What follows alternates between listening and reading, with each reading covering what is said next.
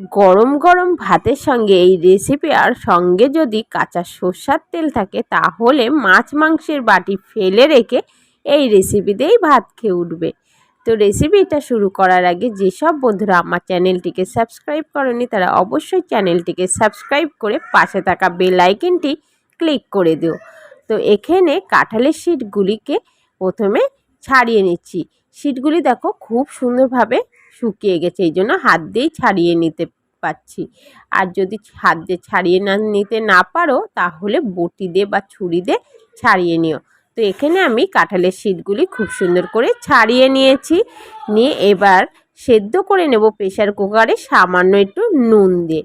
তো এখানে কাঁঠালের শীটগুলিকে সুন্দর করে সেদ্ধ করে নিয়েছি। কি সুন্দর দেখো, হাত দিয়ে চাপ দিলেই কিন্তু গলে যাচ্ছে।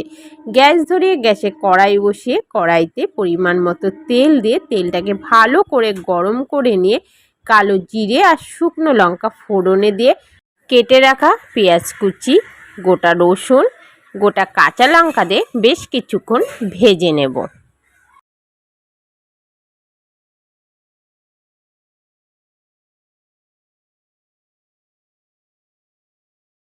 বেশ কিছুক্ষণ ভেজে নিয়ে দিয়ে দিচ্ছি ভালোভাবে ছাড়িয়ে ধুয়ে নেওয়া চিংড়ি মাছ। এখানে চিংড়ি মাছটা ব্যবহার করছি, টেস্টটা কিন্তু দুর্দান্ত হয় সেই জন্য। আর চিংড়ি মাছ দিয়ে ভালোভাবে ভেজে নিয়ে চিংড়ি মাছটাকে দিয়ে দেব সেদ্ধ করে রাখা কাঁঠালের শীটগুলি দিয়ে স্বাদ মতো নুন, সামান্য হলুদ গুঁড়ো, সামান্য একটু চিনি দিয়ে ভালোভাবে ভেজে নেব, আঁচটাকে লো টু মিডিয়াম আঁচে রেখে। আঁচ কিন্তু বাড়িয়ে দিলে জিনিসটা পুরোটাই কিন্তু পুড়ে যেতে পারে, কারণ কাঁঠালের শীটগুলি কিন্তু আমার আগের থেকেই সেদ্ধ করে নেওয়া, সেই জন্য ভাজতে বেশিক্ষণ টাইম লাগবে না। তো ভালোভাবে ভেজে নিয়েছি, এটাকে ঠান্ডা করে মিক্সিতে পেস্ট করে নিয়েছি। তোমরা চাইলে এটা শিলনোড়াতেও পেস্ট করতে পারো। খুব সুন্দর মিহি করে কিন্তু আমি পেস্ট করে নিয়েছি। এর মধ্যে দিয়ে দিচ্ছি একটু কাঁচা সর্ষার তেল। এখন কিছুটা সর্ষার তেল এটায় মাখিয়ে নিলাম।